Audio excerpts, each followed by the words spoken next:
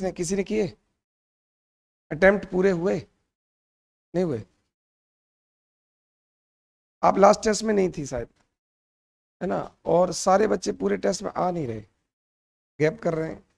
चलो, कोई दिक्कत, देखो कोई भी, अब जैसे ये यूनिट पूरी हो जाएगी, पार्ट होगा, क्वेश्चन रिपीट नहीं होंगे, क्वेश्चन आपको नए नए मिलते जाएंगे। तो आपके पास बहुत सारे डायमेंशंस मिल जाएंगे, किस तरह से प्रश्न पूछे जा सकते हैं और किस तरह से हमें लिखना है। तो आपको प्रश्न के भी डायमेंशन मिल जाएंगे और इसके भी मिल जाएंगे। तो चूंकि पहला पेपर पिछला मिक्स हो गया था धोखे से, इसलिए हमने आज भी मिक्स ही रखा, क्योंकि आपने एक तो पढ़ ही चुके होंगे, दूसरा और पढ़ के आए, दोनों हो जाएगा, इसलिए हमने इसको मिक्स ही कर दिया। चलो, सवाल है, राष्ट्रीय कार्मिक प्रबंधन संस्थान के अनुसार ह्यूमन रिसोर्स मैनेजमेंट बताओ। तो भारत का इंस्टीट्यूट है NIPM, national institute of personal management. हाँ, ठीक है। अब इसमें लास्ट की जो 2 लाइनें सबसे इंपॉर्टेंट है, इस संगठन से जुड़े लोगों का इस तरह से डेवलपमेंट करना कि वो संगठन में अपना अधिकतम योगदान दे सके, मानव संसाधन प्रबंधन। इस पूरी परिभाषा की जो लास्ट की 2 लाइन है ना, वो लिखनी है, भले ही, क्योंकि पूरा लिखोगे तो 4-5 लाइन में हो रहा है, क्योंकि ये तो PDF है, इसमें ही 3 लाइन हो गई है, जब आप लिखोगे तो 5 या 6 लाइन।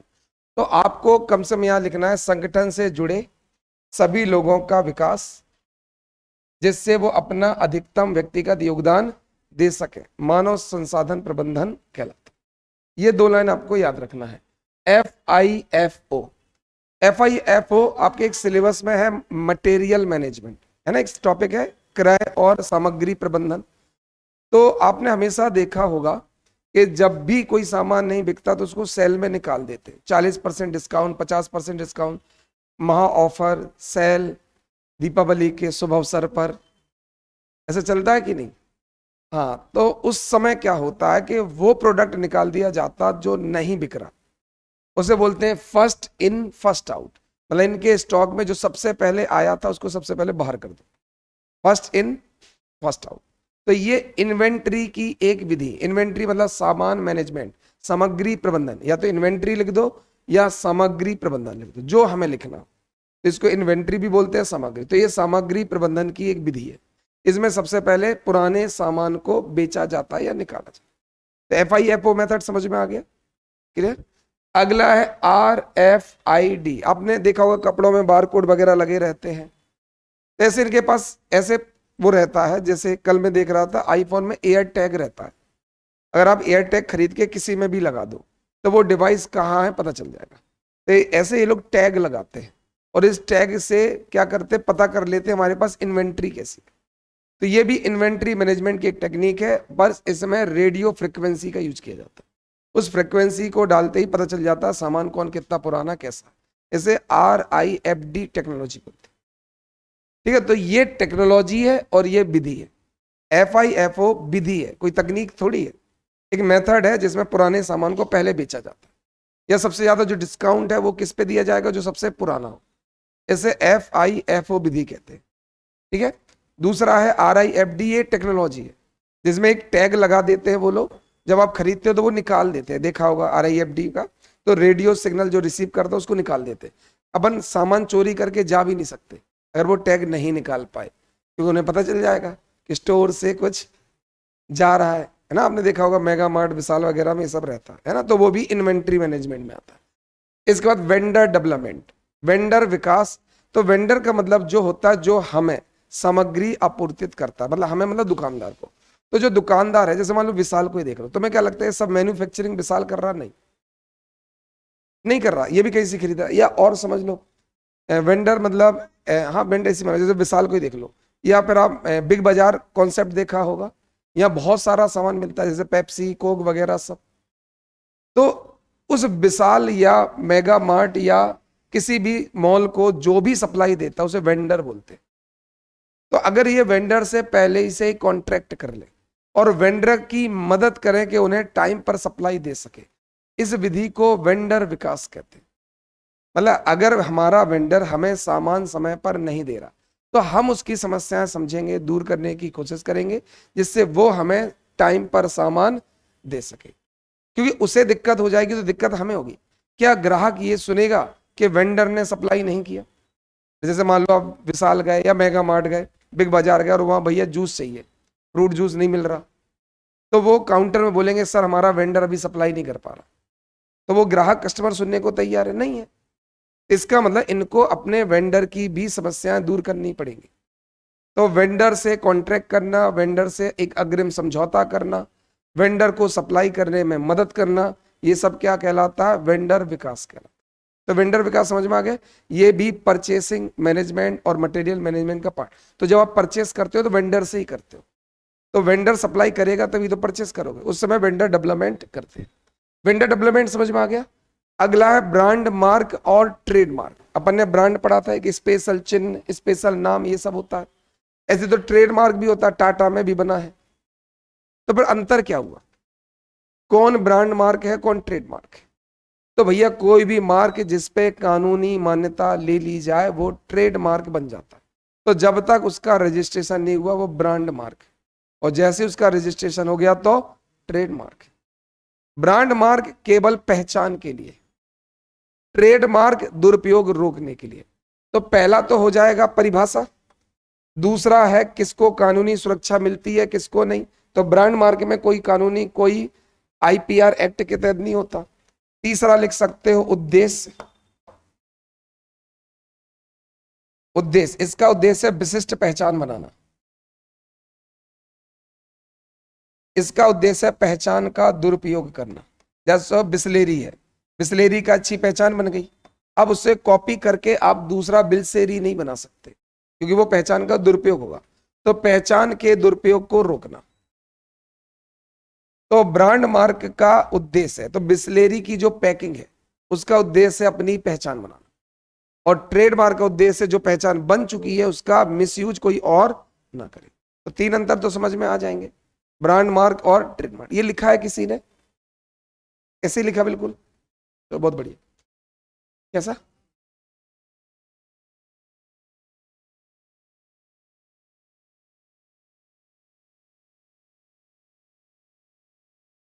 अच्छा, लोगों के लिए वेबसाइट, हाँ चल सकता है। चलो अगला, हेंस मार्गेंथो के अनुसार राष्ट्रीय शक्ति की परिभाषा लिखें।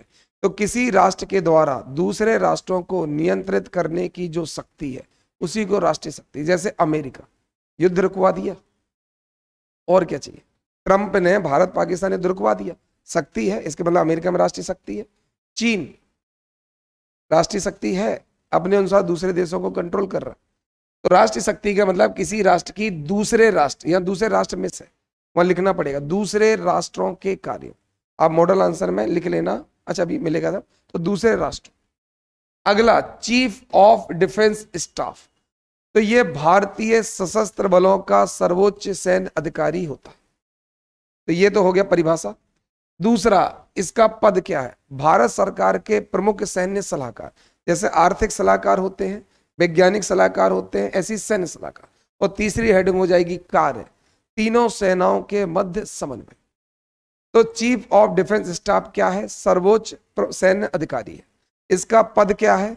भारत सरकार के प्रमुख सैन्य सलाहकार का। इसका कार्य क्या है? सेना के तीनों अंगों में समन्वय।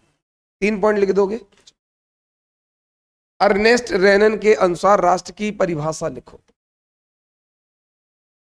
उन्होंने 3 चीजें बताई। एक तो शेयर्ड मेमोरी, साझा याद। मतलब राष्ट्र मतलब ऐसे लोगों का समूह जिनका कॉमन हिस्ट्री या यादें कॉमन है। दूसरा क्या लिखा? जहां जनमत संग्रह होता है, मतलब कानून जनता की इच्छा से बनता है उनसे। और तीसरा, जहां लोग एकजुटता दिखाते। अगर ये 3 चीजें हैं तो वो किस में आ जाएगा? राष्ट्र। एक उनकी साझी यादें, डेली के जो काम वो जनमत संग्रह पे, और तीसरा क्या हो जाएगा? एकजुटता दिखाते, एकता रहती है, उसे राष्ट्र बोलते हैं। तो जिसने जैसा बोला वैसा ही लिखना पड़ेगा। तो अर्नेस्ट रेनन पहले व्यक्ति थे जिन्होंने राष्ट्र को डिफाइन किया था। अगला, महात्मा गांधी का तलवार सिद्धांत। ये किसने लिखा है? हाँ, महात्मा गांधी का तलवार का सिद्धांत कहता है कि तलवार से जंग रुकती नहीं, तलवार से जंग बढ़ जाती। हिंसा से हिंसा रुकती नहीं है, हिंसा हिंसा को बढ़ावा दे।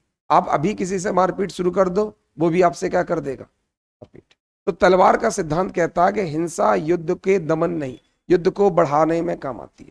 फिर इन्होंने तलवार के सिद्धांत में ऑर्डर दिया कि सबसे श्रेष्ठ विकल्प है अहिंसा, उसके बाद हिंसा, और सबसे बुरा विकल्प है कायरता।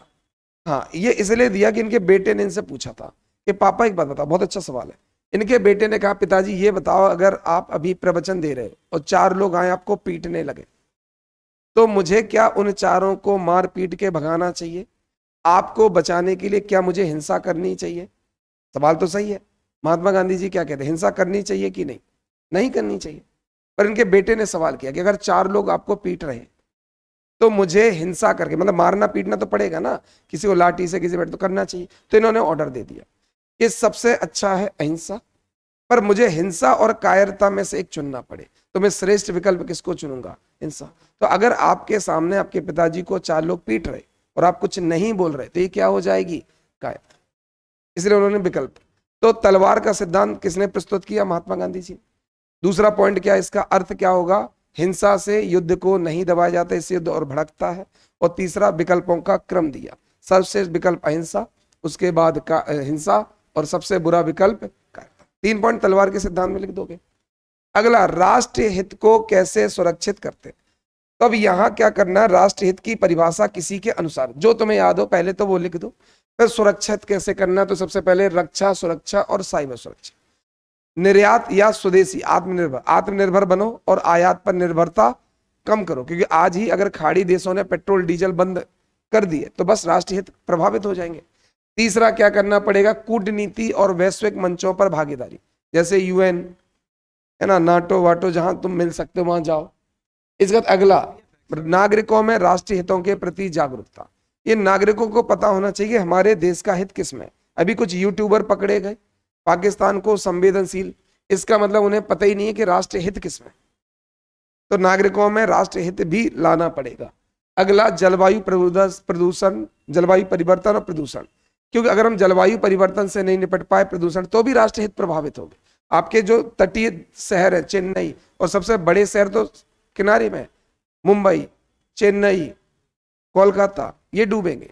तो राष्ट्रीय हित जलवायु परिवर्तन से निपटने में भी है। और एक निष्पक्ष पारदर्शी प्रणाली, भ्रष्टाचार पर नियंत्रण और कानून का शासन। तो ये सब करोगे, इसका मतलब है कि राष्ट्रीय हित किसी देश की सुरक्षा, आर्थिक समृद्धि, सांस्कृतिक पहचान और वैश्विक स्थिति, इन सबको बनाए रखने के लिए बहुत महत्वपूर्ण। राष्ट्रीय हित किसके लिए चाहिए? सुरक्षा के लिए, आर्थिक वृद्धि के लिए, हमारे देश की पहचान के लिए, और ग्लोबल पहचान, जैसे उसमें लिखा है ना कि डिप्लोमेसी चाहिए, कूटनीति। तो देश में भारत का हित किस में है? भारत की विश्व में पहचान हो या ना। चलो, तो लास्ट में सबका कंक्लूजन कि राष्ट्र हित किस किस चीज के लिए बहुत जरूरी। तो राष्ट्र हित की परिभाषा जो तुम्हें लगे वो लिख दो। राष्ट्र हित कैसे सुरक्षित रखना ये लिख दो। तो बता दो भैया, रक्षा, सुरक्षा और साइबर सुरक्षा।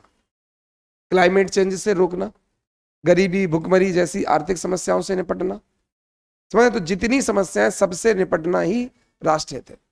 बात समझ में आ गई? अंतर्राष्ट्रीय मंचों पर भारत की भागीदारी को बढ़ाना, कूटनीति का प्रयोग करना, इस तरह से। अगला, भारत की खुफिया एजेंसियों का वर्णन करो। एजेंसियां स्थापना किसको रिपोर्ट करती है, इसका काम क्या? तो ऐसी 6-7 एजेंसियां कब स्थापना हुई, किसको रिपोर्ट करते हैं और क्या उनका काम है। तो 1, 2, 3, 4, 5, क्योंकि इनमें 9-10 लाइन आपकी भर जाएंगी। मतलब मैंने 5 है, 8-10 आप लिख सकते हो, पर तरीका यही रखना। मैंने बोला जब आपके पास पॉइंट्स बहुत हो, लाइन कम हो, तब टेबल बना दिया। तो एजेंसियां, स्थापना, किसको रिपोर्ट करती है और क्या उनका काम है, तो सब याद होना चाहिए, है ना। जैसे रॉ किसको रिपोर्ट करता, सीधे पीएमओ को। इसके बाद आईबी, इंटेलिजेंस ब्यूरो, किसको करता है, गृह मंत्रालय को। डिफेंस इंटेलिजेंस, तो डिफेंस है तो रक्षा मंत्रालय को। इसके बाद जनरल ऑफ मिलिट्री एजेंसी, तो मिलिट्री की इंटेलिजेंस शाखा है, वो किसको करती है, सेना प्रमुख को। इसके बाद नेशनल एनआईए सुना होगा, आतंकवादी जब भी हमला होता तो एनआईए पहुंच जाते टी शर्ट लगा के, तो वो किसको करते, गृह मंत्रालय। तो अंदर कोई भी गड़बड़ है गृह मंत्रालय, बाहर कोई गड़बड़ है पीएमओ। तो रॉ किसको देखता, विदेशी, इसका काम लिखा है रॉ का, विदेशों से खुफिया जानकारी एकत्रित करना, जैसे विदेश से कोई हमला ना हो सके। मतलब रॉ, जो अभी पहलगाम में हमला हुआ है, इसमें फेलियर किसका हो गया है, रॉ का, और उनका डिस्कशन चल रहा होगा। और कई बार तो ऐसा होता है कि आ जाता मैसेज, जैसे अजमल कसाब का जो हमला हुआ था उसकी सूचना पहले मिल गई थी, पर सीरियस नहीं लिया था किसी ने। कई बार ऐसा भी होता है। तो ऐसे सारी एजेंसियां याद कर पाओगे, एजेंसी कब बनी, किसको रिपोर्ट करती हो, क्या काम है। क्लियर? ऐसे क्या 2 मार्कर भी तैयार हो गए। इनमें से कुछ भी एक पूछेगा, 2 मार्कर भी तैयार हो जाए। प्रबंधन की विशेषताएं, तो इसमें प्रबंधन की कल आपको एनसीईआरटी पीडीएफ बताई थी, उनमें से एक लाइन में कोई परिभाषा लिखो। मैंने जानबूझ के इंट्रो नहीं लिखा कि तुम्हें जो अच्छी लगे वो परिभाषा खुद लिख दो। इसके बाद प्रबंधन की विशेषताएं, पहला उद्देश्य उन्मुख या लक्ष्य उन्मुख, दूसरा सार्वभौमिक। सार्वभौमिक का मतलब प्रबंधन का सिद्धांत हर संगठन में हर स्तर पर चलता है। अगला है बहुआयामी, प्रबंधन में केवल एक का प्रबंधन नहीं, कई चीजों का, बहुआयामी, कार्य का प्रबंधन, मानव का प्रबंधन और संचालन का प्रबंधन। इसके बाद है निरंतर, प्रबंधन कभी रुकता नहीं है। रिसोर्स जुटाना है तो प्रबंधन चाहिए, रिसोर्स से काम करवाना है तो प्रबंधन चाहिए, रिजल्ट देखना है तो प्रबंधन चाहिए, फीडबैक लेना है तो प्रबंधन चाहिए, और फीडबैक के बाद फिर रिसोर्स जुटाना है तो प्रबंधन चाहिए। तो प्रबंधन खत्म होने वाली प्रक्रिया के लगातार चलने वाली प्रक्रिया, कभी नहीं, कभी किसी दुकान का दुकानदार फ्री नहीं बैठेगा, वो लगा होगा किसी न किसी काम में। बात समझ में आ गई? इसके बाद प्रबंधन एक सामूहिक गतिविधि है, प्रबंधन में टीम वर्क चाहिए होता है, अलग अलग, तो एक टीम वर्क है। अगला प्रबंधन गतिशील है, गतिशील का मतलब जड़ संकल्पना नहीं है, परिस्थिति बदलने पर प्रबंधन भी अपने आप को बदल देगा। और अगला अमूर्त है, प्रबंधन खुद नहीं दिखाई देता पर उसके परिणाम दिखाई देते। तो ये सारे पॉइंट लिख दोगे, बाद में कंक्लूजन। इस प्रकार प्रबंधन एक लक्ष्य उन्मुख निरंतर गतिशील प्रक्रिया है जो लक्ष्यों को प्राप्ति में सहायता करती है। अगला सवाल, प्रबंधन के 5 चरणों के लाभ और सीमाएं लिखें। तो 5 पढ़े होंगे आपने, प्लानिंग, ऑर्गेनाइजेशन, मैनेजमेंट, डायरेक्टिंग और कंट्रोलिंग। ऐसे 5 पढ़े होंगे ना, सिलेबस में भी लिखे हैं। तो 5 का मतलब, 5 के लाभ और 5 की कमियां। जैसे कंट्रोलिंग है, फायदा है कि आप अपने लक्ष्य से डेविएट नहीं हो सकते अगर आपने कंट्रोल में रखा। पर नुकसान क्या है? क्रिएटिविटी खत्म। अगर आपने अपनी टीम को बहुत कंट्रोल में डाल दिया बस, तो वो उनकी क्रिएटिविटी खत्म। और बहुत छूट दे दी टीम को तो लक्ष्य से भटक भी सकते। यही तो होगा, अगर माँ बाप ने बच्चों को बहुत छूट दे दी तो बिगड़ सकते, और अगर बिल्कुल ही छूट नहीं दी तो क्रिएटिविटी खत्म हो जाएगी। बिल्कुल दब्बू टाइप के नहीं होते, हर चीज पूछते हैं। कपड़े लेने जाएंगे तो वीडियो कॉल, मम्मी ये कपड़े खरीद लें। और भाई ये कब हुआ होगा? जब उन पर कंट्रोलिंग बहुत रखी होगी। अब क्रिएटिव उन्हें समझ भी नहीं आ रहा है कपड़े लेने चाहिए कि नहीं। हर चीज छोटी छोटी, कौन सा मोबाइल है, अरे भाई तुम्हें चलाना, तुम देख लो। मम्मी को क्या रैम रोम पता होगी? अरे उन्हें थोड़ी पता, पर कितने का लें, क्या लें, पूछ लो पापा से कितने तक का बजट है, कितने पैसे मिल सकते हैं, खुद जाके ले आओ। पर ज्यादा कंट्रोलिंग करने पर क्रिएटिविटी, तो ऐसे अपन को क्या करना है, किसका परिभाषा, उसके लाभ और उसका एक एक लिखना, बस पूरे काम हो जाएंगे। प्रबंधन की परिभाषा, चरण और 5 का एक कंक्लूजन लिख पाओगे। तो हर जगह एक जैसा फॉर्मेट नहीं देना, कहीं टेबल देना है, कहीं लाइन देना है। उस ऐसा नहीं कि सारे क्वेश्चन में टेबल दे दी, चूंकि चरण इसमें कितने हैं 5, तो लगा यार 8 9 10 लाइन में, 11 लाइन में शायद ना बन पाए। कि 5 डायमेंशन, 5 के अर्थ, 5 के लाभ, 5 की कमियां, तो ऐसे लिखने में हो सकता 5वां बन ही ना पाए। तो जब हमें लगे हमारे पास मटेरियल कंटेंट बहुत है और हमारे पास स्पेस बहुत कम है, वहां मुझे टेबल की जरूरत पड़ती है। तो ऐसा नहीं कि मुझे टेबल बनानी है, ऐसा सोच के कभी नहीं जाता ना। आपको सोचना, अपन को तो क्वेश्चन के हिसाब से फॉर्मेट सोचना क्या करना। अगला है नेतृत्व का व्यक्तिगत और नेतृत्व का संगठनात्मक। तो सबसे पहले किसी के अनुसार नेतृत्व की परिभाषा एक लाइन। अब नेतृत्व का व्यक्तिगत महत्व, मतलब नेतृत्व में जो आपकी टीम है, अगर आप अच्छे से लीड करते हो तो उन व्यक्तियों का क्या भला होगा, ये कहेंगे व्यक्तिगत महत्व। और कंपनी का क्या भला होगा, इसे कहते हैं संगठनात्मक। तो लीडरशिप दोनों को फायदा देती है, टीम में काम करने वाले मेंबर और उस कंपनी। मेंबर को क्या फायदा है? पहला, क्या लीडर मेंबर को मोटिवेट और गाइड कर सकता है? तो जिस मेंबर को आप लीड कर रहे हो, क्या वो आपसे मोटिवेट हो सकता है? अरे जैसे अभी कैप्टन रोहित शर्मा थे, उससे पहले विराट कोहली थे, तो जो नए खिलाड़ी आते वो इनको देखकर मोटिवेट हो सकते कि हमें इन जैसा बनना है।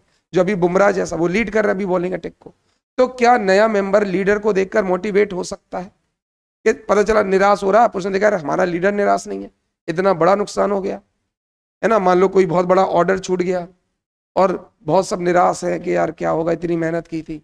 लीडर ने कहा चलो आज बाहर चलते हैं, चाय पी के आते, सब लोग डिनर करके आते।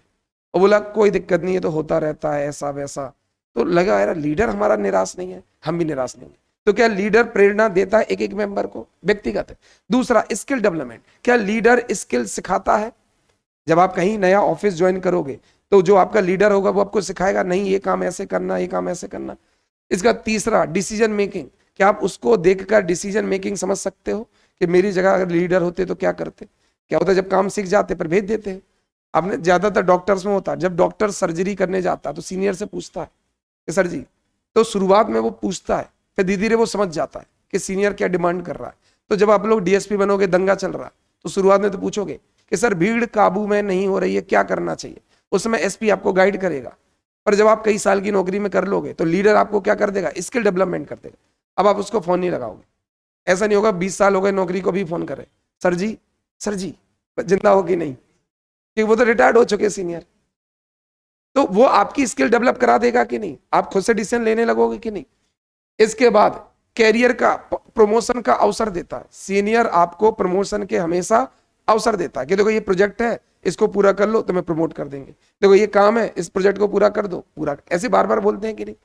और अगला, कठिन समय में इमोशनल सपोर्ट, क्योंकि कईयों के हो सकता है पर्सनल लाइफ में प्रॉब्लम चल रही है, पता चला किसी का मन, काम में मन नहीं लग रहा, तो लीडर, बॉस क्या होगा? डांटेगा, तुम लेट आ रहे हो, तुम काम में मन नहीं लगता, मैं देख रहा हूं।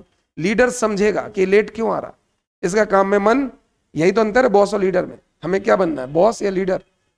हम उससे पूछेंगे, कंधे पे हाथ रखेंगे, हो सकता है कंधे पे हाथ रखे फपक फपक के रोने लगे कि ऐसी दिक्कत है। और हो सकता है ना किसी की बच्ची बीमार है, कैंसर हो गया, ये हो गया, वो बहुत परेशान है, शेयर नहीं कर पा रहा। अब उससे एक बार बात करोगे, वो शेयर करेगा, उसका दिमाग हल्का होगा, फिर चलो सोचते हैं कुछ।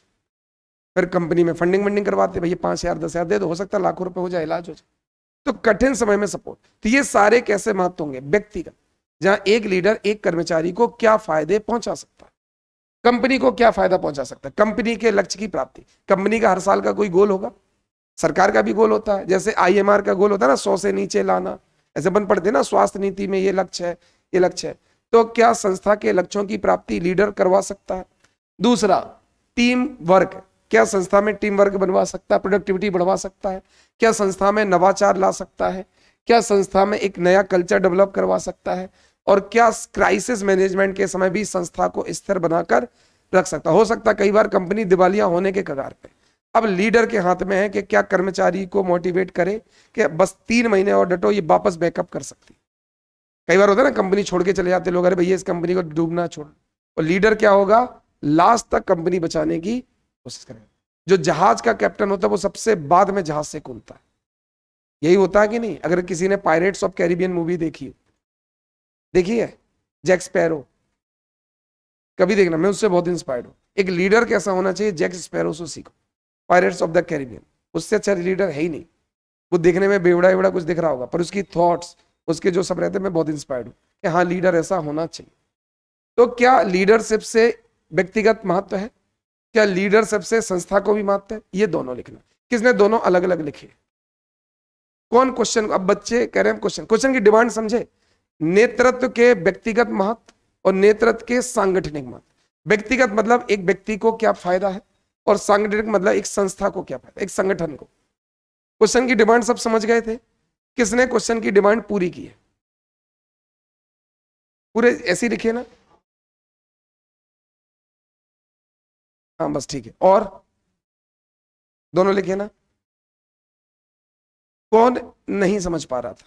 कोई है जो हम नहीं समझ? क्वेश्चन पढ़ लिया था, क्वेश्चन क्या डिमांड कर रहा था समझ में आ गया था? नहीं। तो अब चलो अपन फिर से, कई बच्चों ने कहा हम क्वेश्चन की डिमांड नहीं समझ पा रहे। देखो, उसने क्वेश्चन में, अब ध्यान से समझना, क्वेश्चन की डिमांड समझना कैसे। इसमें क्वेश्चन में क्या लिखा? नेतृत्व का महत्व लिखे, ऐसा पूछा है क्या? नहीं पूछा, नहीं पूछा। अगर नेतृत्व का महत्व पूछा होता तो हम लिख देते, फिर भी सही उत्तर तब माना जाता जब 2 में लिखते। और उसने साफ साफ क्या, देखो मैं चाहता तो ये भी दे देता कि नेतृत्व का महत्व लिखे, और मैं चेक करना चाहता कि किसने व्यक्तिगत तो संघ ने लिखे। मैंने कहा नहीं, पहले मैं पूछता हूं कि दोनों लिख पा रहे कि नहीं। नेतृत्व का कैसा महत्व चाहिए और कैसा चाहिए, तो कितने तरह के महत्व पूछे हैं? 2। मतलब एक कर्मचारी को अच्छे लीडर से क्या फायदा है, ये व्यक्तिगत, और एक कंपनी को, संस्था को एक लीडर से क्या फायदा है, ये संघ। तो प्रश्न पढ़ना है और जो पूछा गया बस वही लिखना। कितने लोग इसका मीनिंग गलत समझे? कोई है ऐसा जिसका अर्थ ही कुछ और समझा, कुछ और टिप दिए? कोई नहीं है, ये तो बहुत अच्छा है। अगला सवाल, राष्ट्रीय चरित्र के निर्माण के कारकों का वर्णन करें। कौन कौन से फैक्टर है जो राष्ट्रीय चरित्र का निर्माण करते हैं? तो राष्ट्रीय चरित्र क्या है समझना। देखो हम सब अलग अलग हैं, हमारी सोच अलग है, हमारी विशेषता अलग है, पर हम कहेंगे इंडियंस ऐसे होते हैं। तो हम सबकी अलग अलग सोच एक जगह दिख रही है। जापान में भी तो ऐसे विभिन्नताएं होंगी ना, पर हम कहते हैं यार जापानी लोग बहुत मेहनती होते हैं। बात समझ में आ गई? तो कोई भी ऐसी चीज जो उन सब की सामूहिक चेतना को प्रदर्शित करता है। सामूहिक, जैसे एक क्लास है, मान लो 2 लोग शोर कर रहे, मैंने कहा क्लास बड़ी बदतमीज है, तो मैंने एक को नहीं बोला, एक सामूहिक विशेषता बता दी। तो जब भी हम किसी की सामूहिक विशेषता बताएंगे, ऐसे देश की भी सामूहिक विशेषता, ये भारत के लोगों की विशेषता, जापान के लोगों की विशेषता, अमेरिका के लोगों की विशेषता, चीन के लोगों की विशेषता। अपन कहते हैं ना बिहारी ऐसे होते हैं, गुजराती ऐसे होते हैं, अरे गुजराती बड़े कुशल व्यापारी होते हैं। ये गुजरात का चरित्र है। बात समझ में आ रहा है? बिहार के लोग तो IAS IPS बनते हैं, ये उनका चरित्र है। तो जब आप किसी की सामूहिक विशेषता बताते हो तो वो क्या कहलाता? उसका चरित्र। तो जब हम देश की सामूहिक विशेषता बताएंगे तो वो क्या हो जाएगा? देश का चरित्र। तो देश का चरित्र मतलब समझ में आ गया? सामूहिक विशेषता, सामूहिक मूल्य, सामूहिक विश्वास को, जो भी हो सामूहिक को। अब बनता कैसे? देश का चरित्र बनता है उसकी ज्योग्राफी से। अगर कोई देश पहाड़ पर है तो वहां के लोग टफ होंगे। गोरखा सुना है? नेपाल में रहते, हिमालय में। गोरखा का चरित्र ऐसे ही होगा क्योंकि रहते हिमालय में। समझ? वहां के बच्चे स्कूल भी कैसे आते हैं? रस्सी से उतर के जा रहे होंगे, और वापस घर कैसे जाते होंगे? चढ़ के जाते हैं। अरे मतलब उनकी डे टू डे लाइफ में भी बहुत दिक्कत है। तो गोरखा रफ एंड टफ हो गए कि नहीं?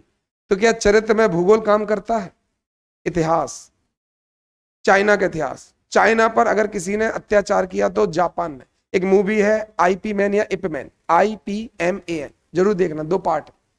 कितना ज्यादा टॉर्चर किया जापान ने। अभी जापान ने माफी भी मांगी। महिलाओं के साथ सामूहिक बलात्कार हुए, अंग्रेजों ने ऐसा हमारे साथ कभी नहीं किया। उन्हें सामूहिक गोलियां चला दी जलियांवाला बाग में, पर ऐसा नहीं किया महिलाओं के साथ सामूहिक। पर जापान ऐसे ही करता था। और यही चेतावनी दे रहे थे महात्मा गांधी जी सुभाष चंद्र बोस को, कि सुभाष चंद्र बोस भी किसका सहयोग ले रहे थे? जापान का। जापान ऑलरेडी बदनाम था कि सही देश नहीं है, बहुत क्रूर देश है।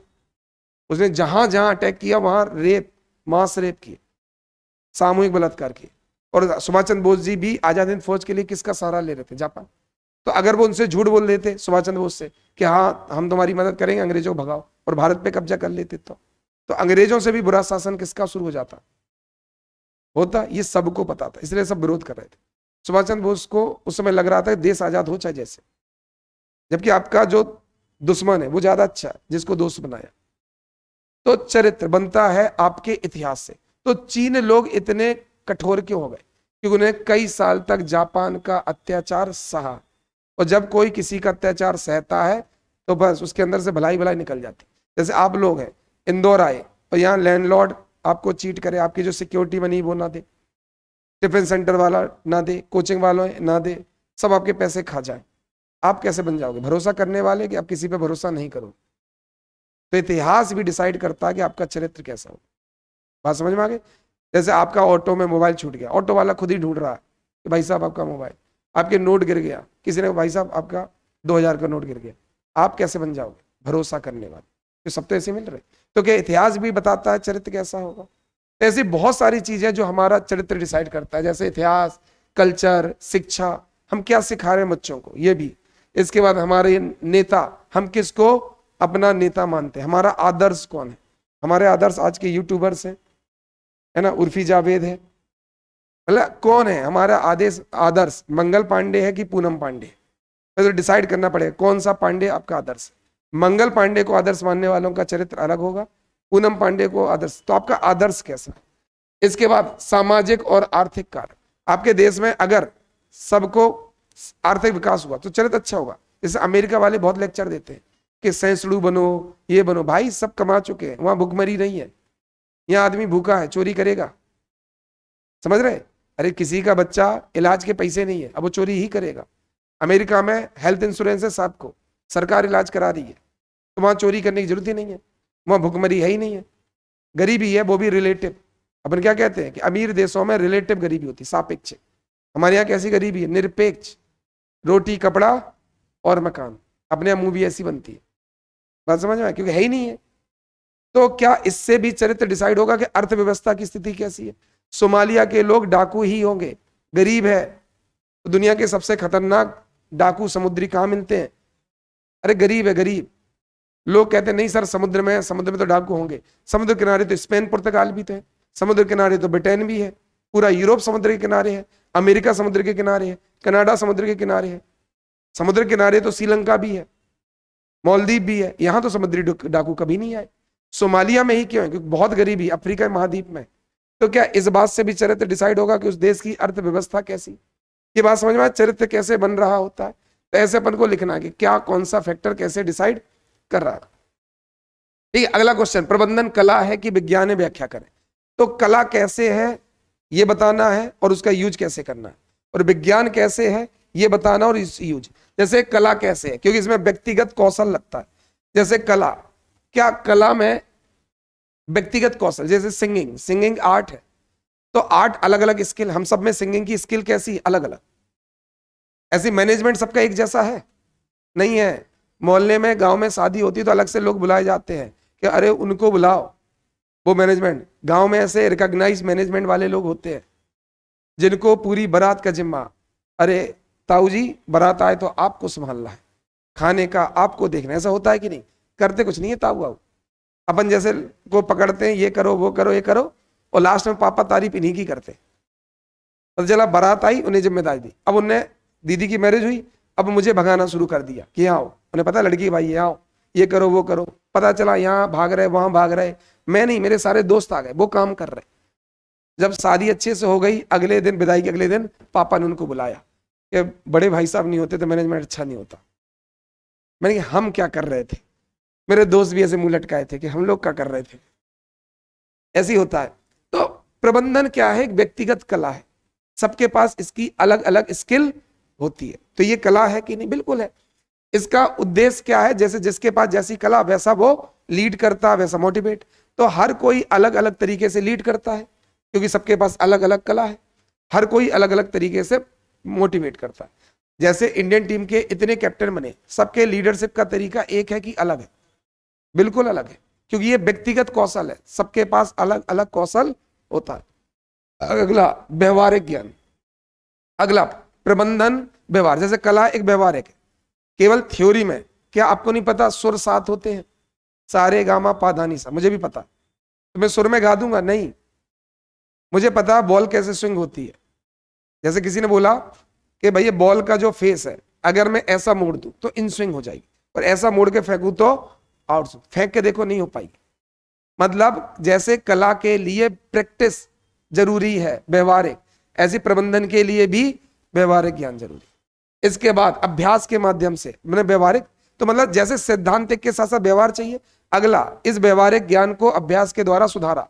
तो सिंगिंग जितनी रियाज होगी उतनी अच्छा गला होगा, जितनी अच्छी प्रैक्टिस करोगे उतना अच्छा डांस होगा। ऐसी मैनेजमेंट, जितना मैनेजमेंट करोगे उतना अच्छा होगा। तो मैनेजर सीधे थोड़ी रिलायंस का बन जाता है, कभी नहीं। रिलायंस के जो मैनेजर होते हैं वो नहीं होते, पहले वो छोटी मोटी कंपनी से मैनेजमेंट करके आते हैं, फिर वहां हायर होते हैं, फिर उन्होंने कहा ARM एडिशनल रीजनल मैनेजर, फिर रीजनल मैनेजर, फिर जनरल मैनेजर, ऐसे तो प्रमोट होते हैं अभ्यास के द्वारा। अगला, मानव इंटरफेस। कला में क्या मानवीय भावनाएं रहती हैं? जैसे जो मूवी में एक्टिंग करते हैं, क्या इनकी कोशिश रहती है कि लोगों को, दर्शकों को बांध कर रख दे? क्या जो स्टैंड अप कॉमेडी करता है उसका मन, उसका यही होता है कि लोगों को हंसा दे? जो एक्टर है, जो सिंगर है, वो यही चाहता है ना कि हम सबको बांध के रख लें। मतलब हमेशा दर्शक, क्या खाली थिएटर में एक्टर एक्टिंग करना चाहेगा? क्या बिना लोगों के सामने लोग सिंगिंग करना चाहेंगे? कोई नहीं है, मैं माइक लिए गा रहा हूं, हो ही नहीं सकता। तो जैसे आर्ट में लोगों को बांधे रखने की कला या कोशिश की जाती है, क्या प्रबंधन में भी लोगों को बांधने की, समन्वित करने की कोशिश की जाती है? प्रबंधन भी तो लोगों को ही मैनेज करना हो, किसको करना। तो जैसे कला में मानव जुड़े हैं, ऐसी प्रबंधन में भी मानव जुड़े। तो कला के सारे समझ में आ रहे कैसे कला है। ऐसी विज्ञान, विज्ञान एक व्यवस्थित ज्ञान है। जैसे गुरुत्वाकर्षण पूरा व्यवस्थित है। गुरुत्वाकर्षण क्या है? गुरुत्वाकर्षण का सूत्र, गुरुत्वाकर्षण का प्रभाव, गुरुत्वाकर्षण की सीमा, सब कुछ फिक्स है कि जमीन में नीचे नीचे जाएंगे तो गुरुत्वाकर्षण बढ़ेगा कि घटेगा, सब कुछ व्यवस्थित है, फॉर्मूला है, डेराइव्ड भी करके दिया है। ऐसा नहीं कि डायरेक्ट फॉर्मूला दिया हो। 11th-12th में क्या करते थे, पूरा डेराइव्ड करते थे कि नहीं? तो विज्ञान पूरी तरह से व्यवस्थित होता है। ऐसे प्रबंधन भी अपने आप में एक व्यवस्थित चीज है, ठीक है। उसमें 5 स्टेप पढ़े थे कि ये प्लानिंग होगी, ऑर्गेनाइजेशन होगा। दूसरा, प्रबंधन का दृष्टिकोण कितना है, वह कैसा दृष्टिकोण है, वैज्ञानिक। जैसे विज्ञान कैसे बात करता, तथ्यों पर, हवा पे बातें तो करता नहीं, सुनी सुनाई बातों पर।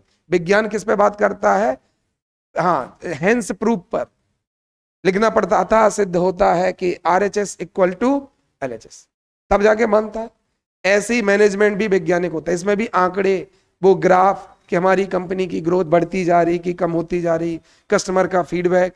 तो जैसे विज्ञान हर चीज प्रूव करके मानता है, ऐसी हर चीज ये भी डेटा पे ही चलता है। अगला, सार्वभौमिकता।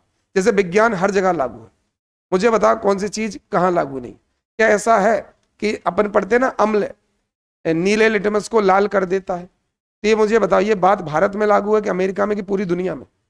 विज्ञान की हर चीज पूरी दुनिया में। ग्रेविटी, कोई भी चीज ऊपर फेंको कहाँ आएगी, नीचे। ऐसे थोड़ी कि मेरे घर पे ही आएगी, सब जगह आएगी। तो विज्ञान के सिद्धांत कैसे होते हैं, सार्वभौमिक। ऐसे प्रबंधन के सिद्धांत भी क्या होते हैं, प्लानिंग, ऑर्गेनाइजेशन, डायरेक्टिंग, ये सब जगह काम करते हैं। तो जैसे विज्ञान हर जगह लागू होता है, हर जगह, कहीं फेल नहीं होगा। विज्ञान ने अगर कोई चीज एक बार प्रूव कर दी तो वो हर जगह लागू हो जाएगी।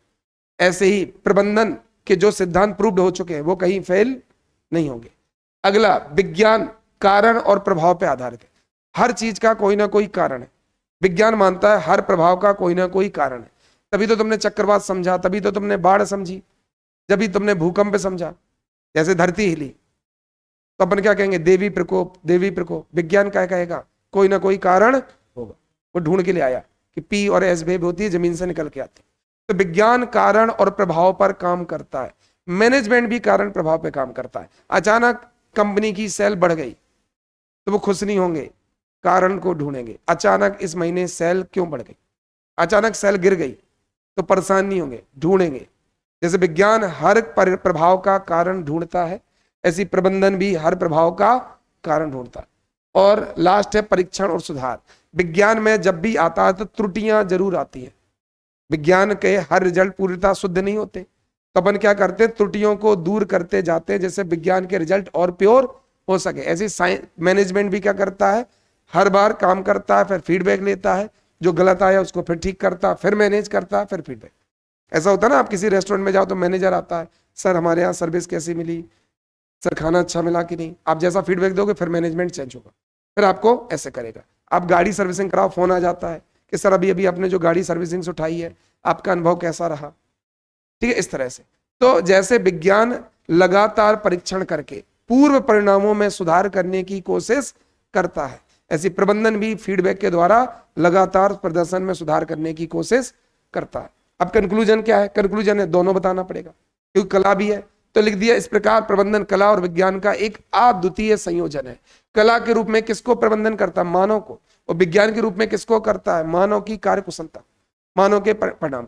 तो मानव को कंट्रोल करने के लिए कला चाहिए, क्योंकि कला मतलब मानव, और प्रोसेस, मशीन को कंट्रोल करने के लिए क्या चाहिए, विज्ञान। इंसान का सपोर्ट चाहिए, मेंटल सपोर्ट। हम चाहते हैं हमारी टीम जी जान से लगे, ये एक कला चाहिए, और वो बहुत एफिशिएंट उत्पादक हो, इसके लिए हमें विज्ञान चाहिए।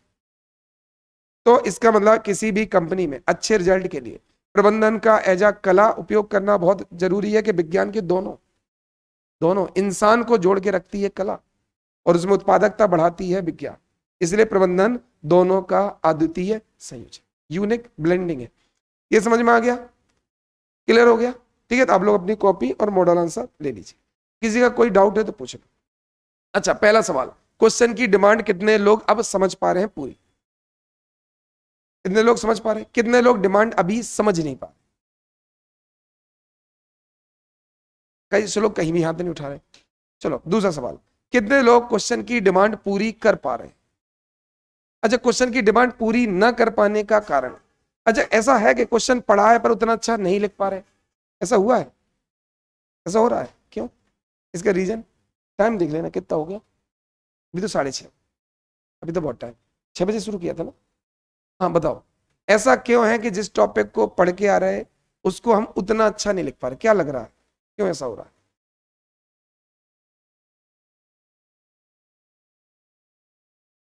फिर और कौन कौन से क्वेश्चन ऐसे आए आज जो का तो पढ़कर आए पर यहाँ लिख नहीं पाए? राष्ट्रीय हित, राष्ट्रीय सुरक्षा, ये सब तो पढ़े होंगे ना, तो पूरा जो का तो छाप दिया है। अच्छा, नेतृत्व का महत्व तो ये पढ़ के आए थे।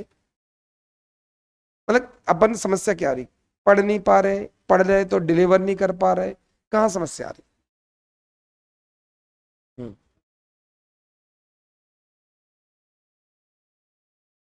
अच्छा, खुफिया एजेंसियों का वर्णन करें तो डेफिनेशन क्या लिखो? जैसे रॉ की क्या डेफिनेशन होगी? हाँ, उसी परिभाषा वर्ष और और मतलब हम जैसा पढ़ रहे हैं वैसा डिलीवर क्यों नहीं कर पा रहे? कहाँ, किस लेवल पे अपन हेल्प करते हैं उसमें, कुछ सोचते हैं, बैठते हैं, कहाँ दिक्कत जा रही है? देखो, यूनिट 3 का तो चल रही है क्लास में, तो जैसे यूनिट 2 खत्म होगा, 3 का तुम पहले ही पूरा कंटेंट दे देंगे, पूरा का पूरा। यूनिट 3 तो चल रही है एथिक्स की, तो उसका जो क्लास चल रही है उसका कंटेंट अच्छा देने में कोई दिक्कत नहीं है ना। पर जो अभी यूनिट 2 नहीं चल रही, तो यूनिट 2 मैंने पढ़ाई थी 6-7 महीने पहले, तो उसमें अपडेशन बहुत ज्यादा चाहिए, इसलिए यूनिट 2 का कंटेंट उतना प्रेफर करने को नहीं बोलते। तो यूनिट 3 चल ही रही है और वो बहुत डिटेल में चल रही है। जैसे अभी सोचियो कि यूनिट 2 चल रही, बहुत डिटेल में चल रही। आत्महत्या, आत्महत्या के संकेत, जैसे आत्महत्या चल रहा, 2 दिन हो गए पूरे, आत्महत्या भी खत्म नहीं हुआ। आत्महत्या के संकेत, आत्महत्या के कारण, आत्महत्या के परिणाम, कौन से कारक जो आत्महत्या की संभावना बढ़ाते हैं, कौन से कारक जो आत्महत्या की संभावना कम करते हैं, आत्महत्या को रोकने के सरकारी प्रयास, और दुर्खीम के अनुसार आत्महत्या के प्रकार। पहला प्रकार और इसको कैसे रोक सकते हैं, दूसरा प्रकार उसको कैसे रोक सकते हैं, तीसरा, और इन सब में तुलना, एनोमिक और इगोइस्टिक में तुलना। इस तरह से तो 3 क्लास हो गई 1.5 घंटे की, अभी आत्महत्या का टॉपिक खत्म नहीं। तो जो क्लास में चल रहा वो तो कंटेंट आपको तुरंत दे सकते, पर जो नहीं चल रहा उसमें थोड़ी सी दिक्कत है। जैसे नई शिक्षा नीति चल रही, वो पूरा कंटेंट डाल सकते, कोई दिक्कत नहीं, वो एजेट पूरा दे सकते हैं कि 4 चरण, चारों में तुलना, चारों में क्या पढ़ाया जाएगा, चारों में कैसे परीक्षा होगी, चारों में क्या सिखाना है, चारों में क्या उद्देश्य है। ऐसी एक टेबल है, ये चारों 5+3+3+4 की टेबल है, बस उसको पढ़ लो, स्कूल शिक्षा पूरी हो जाती। ऐसी कौन से पॉइंट है जो आज तक किसी शिक्षा नीति में नहीं आए पर नई शिक्षा नीति में आ गए? तो ये भी पढ़ा रहा हूं मैं कि आज तक किसी भी शिक्षा नीति में वो विशेषता नहीं थी जो एनईपी, ऐसी कौन कौन सी विशेषता है वो पढ़ा दी। तो जो क्लास में चल रहा वो तो बहुत आराम से दिया जा सकता है, क्योंकि वो पढ़ाने के पहले पढ़ना पड़ता है, लेकिन जो नहीं चल रहा उसका डेटा थोड़ा सा मुश्किल। तो यूनिट 2 खत्म हो चुकी है, तो आपको अभी आज यूनिट 3 का पूरा डेटा डाल देंगे, तो आपके लिए थोड़ा सा आसान होगा, आप उसको भी पढ़ के आ जाओगे, तो एथिक्स की यूनिट 3 पूरी डिटेल में डल जाएगी, वो आपके लिए बहुत आसान। ठीक है, आप बीमार चल रहे हैं, अब बीमार चल रहे हैं, क्या हो गया? हाँ, तो सब लोग कृपया ओआरएस पिया करें, पानी पीने से भी कुछ नहीं होगा, ओआरएस ही पीना पड़ेगा। और सिंधी कॉलोनी में संजीवनी है, वहां चले जाओ, सरकारी ओआरएस ले आओ, खरीदना मत। स्टूडेंट को तो दवाइयां खरीदनी नहीं चाहिए, संजीवनी चले जाओ, सिंधी में है, लिम्बोदी में है, सरकारी अस्पताल है, वहां डॉक्टर, नर्स, फार्मासिस्ट सब सरकारी, कोई फीस नहीं लगती। सर चक्कर आ रहे हैं, मल्टीविटामिन ले आओ, आयरन सिरप ले आओ, बुखार की गोलियां ले आओ, खांसी ले आओ, जो तुम्हें चाहिए वो उठा लो।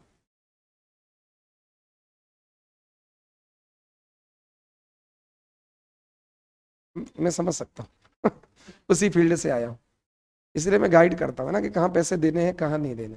तो दवाइयों में पैसे नहीं देने। संजीवनी, जितने भी महानगरों के थोड़ी से पिछड़ी कॉलोनियाँ, वहाँ एक कॉन्सेप्ट चला है संजीवनी, वहाँ एक एमबीबीएस, एक नर्स, एक फार्मासिस्ट बैठते हैं, वहाँ आप अपने खून की जांच, यूरिन टेस्ट और दवाइयाँ प्रॉपर सारी लेके आ सकते हैं, सब कुछ वहाँ सारी सुविधा। तो यहाँ शायद सिंधी कॉलोनी में है, एक बच्चा बता रहा था, हम लेके आए थे, एक लिम्बोदी में भी सब है, खंडवा नाके, हाँ खंडवा नाके में। तो जब भी फ्री हुए गए, 500-600 की दवाइयाँ उठा लाए, और क्या, ऑटो से गए, बाइक से गए, 10-20 रुपए का पेट्रोल लगा, और पूरी, सर क्या बुखार भी आ रहा है, पैरासीटामोल ले आओ, सर बॉडी पेन भी हो रहा है वो भी ले आओ, खांसी है एक कप सिरप ले आओ, खांस के दिखा देना ना कोई दिक्कत नहीं। ऐसे मतलब दवाइयाँ भर लाया करो, हर महीने 2 महीने में मल्टीविटामिन, आयरन सिरप, खून की जांच, सर खून की जांच कर लो। ठीक है, तो कल अपन मतलब अगली जो क्लास है, अब यूनिट 2, 3, 4 सब आसान ही है, अच्छा ही है। ठीक है, आप लोग बेहतर करो जितना बेहतर हो सकता है। अच्छा, डिस्कशन मॉडल आंसर से बेनिफिट हो रहा है? हो रहा है, ठीक है। कॉपी सही से चेक हो रही है, कॉपी चेकिंग को लेकर कोई शिकायत है तो पूछ सकते हो, क्योंकि अभी सारी कॉपी मैं चेक नहीं कर पा रहा हूँ। तो क्या कॉपी चेकिंग को लेकर कोई शिकायत है? अगर किसी को कॉपी चेकिंग को कोई शिकायत है, वो कॉपी लेके मेरे पास आ सकता है कि सर इसको देख लो क्या दिक्कत है, क्योंकि अभी कुछ दिन तक बस फ्री जो जिनका मेंस बैच है उसमें थोड़ा सा ज्यादा टाइम लग रहा है, पर पेपर मैं ही बनाता हूँ, पूरे के पूरे क्वेश्चन मॉडल आंसर मैं ही बनाता हूँ, कोई पेपर नहीं बनाता, कोई कंटेंट राइटर मॉडल आंसर नहीं बनाता, सारे मॉडल आंसर मैं ही बना रहा हूँ। अभी तक जितने पेपर बनाए हैं 2026 की जो टेस्ट सीरीज चल रही है उसके भी मॉडल आंसर मैं ही बना रहा हूँ, और आप लोगों के जितने भी पेपर बन रहे हैं उनके भी मॉडल आंसर मैं ही बना रहा हूँ। तो आप पेपर और मॉडल आंसर के उसके लिए क्वालिटी को लेकर आश्वस्त हो सकते हैं कि आपको बेहतर ही मिलेंगे। ठीक है, थैंक यू, धन्यवाद।